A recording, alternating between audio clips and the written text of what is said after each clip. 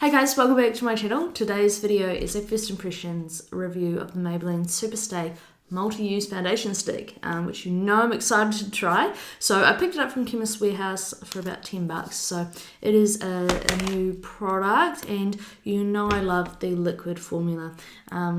So I just want to go ahead and touch the sponge. You know I was looking forward to this. Whoa. I think that would be way too hard. Unless you were able to wet it, it's going to be too hard. Like, it's quite flexible, but still a bit firm.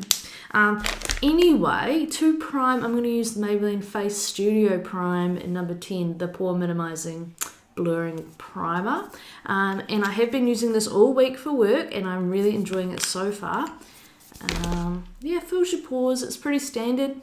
Does exactly what it's meant to do. So let's dive in. Of course, I've got the shade 110 Porcelain, which is the lightest shade. It's 7 grams. Doesn't look like much, does it? Let's compare it to the Fenty stick, 7.1 grams. So I'll just do this side of my face, and then I'll do this side so we can compare. Oh, I should really put this on a sponge first. I know how this works. I'll end up with lines on my face.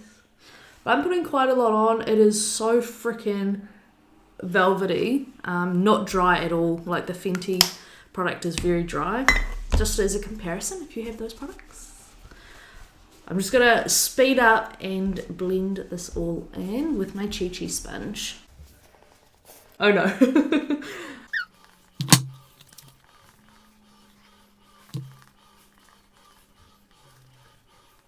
Okay, so that's the completed side. I haven't really put any on my acne, but it doesn't really seem to be able to cover that because it's such an intense red.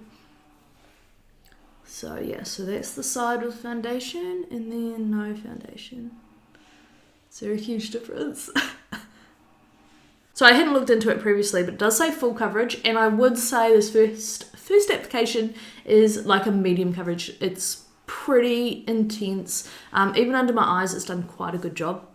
Like, I know it's hard under there, there's a lot going on. I don't know why, but it's just like not wanting to blend there, so it's a bit cakey, but that's okay. It is so matte, way more matte than the liquid formula.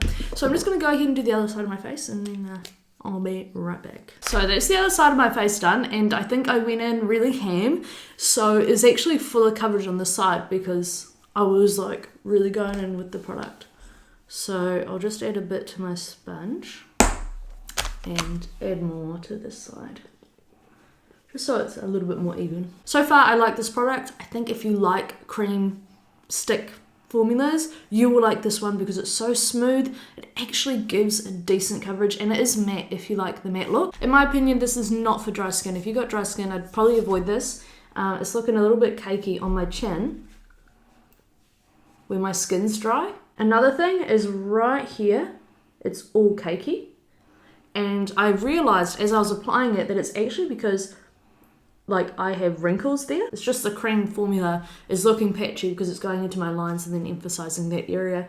I am going to pop on a little bit of concealer under my eyes because personally I think it's a good coverage. But my under eyes are so dark. I'm gonna go and do the rest of my makeup and I'll be right back to wrap it up. So I've done the rest of my makeup and I had to powder, guys, because it was so cakey. I was putting my eyebrows on and it was just like wiping the product off my face. So there was just no way it was gonna work for me without powder. And even with creams, like throughout the day, they do transfer. So that's something to bear in mind. I did want to use the Maybelline Superstay powder in number 10 Ivory, which just looks like this. So it looks okay. As soon as I put it on, it is not the same color as the foundation whatsoever, and it was just like this orange patch. And so I've just ended up using the Rimmel Stay Matte, which is so trusty, just in transparent, just to set my makeup. I used powder products on top of this cream foundation, and so now my face is cakey. Like, it's not too bad, but there's parts where it's cakey as fuck, and like under my eyes is all creasing.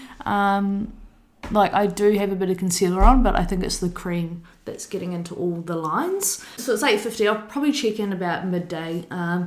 So yeah, I'll see you guys soon. I'm back to check in and it's now 1:26. So I've had the foundation on for 5 hours and it's actually holding up really well. I really don't look that greasy. I think considering it has been 5 hours, I'm not too greasy around here, which is where I get really greasy. But same as this morning, down here still looks cakey. Under my eyes is really terrible. But I did put a lot under my eyes and then I put concealer on. So I think that was just a mistake because it's right into every fine line ever. Overall, I am impressed so far.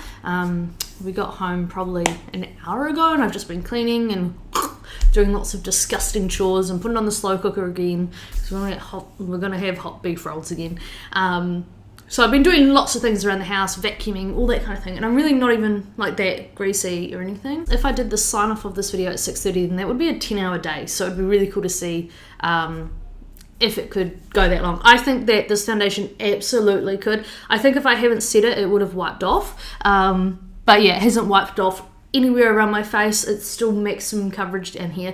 You know, I have been out and about and out with my husband and wearing a scarf and things like that. So yeah, I'm impressed so far. So I'm actually just going to film another video and I'll see you guys in a couple of hours. So it's now 5:15, which means I've had the foundation on for 9 hours and all of a sudden the temperature just dropped. I think we're in single digits now.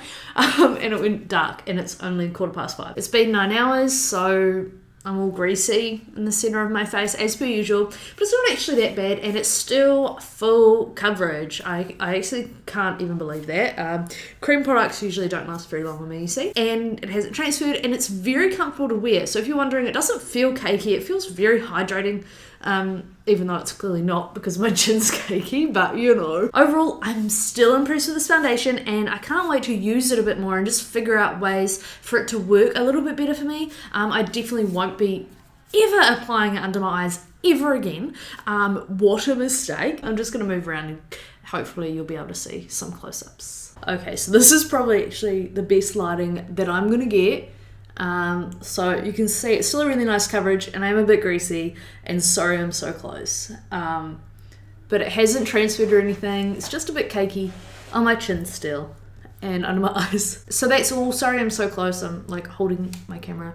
But I hope you enjoyed this video. Let me know if you're still going to try it after seeing this right here. And I'll see you guys next Sunday. I'll be uploading a Honey Birdette haul, so stay tuned for that if you're into it. Also, Honey Birdette are having an awesome sale, so if you made it to the end of this video, definitely check out their website because I think that'll probably end this weekend as far as I know. So anyway guys, you have a good week. Bye.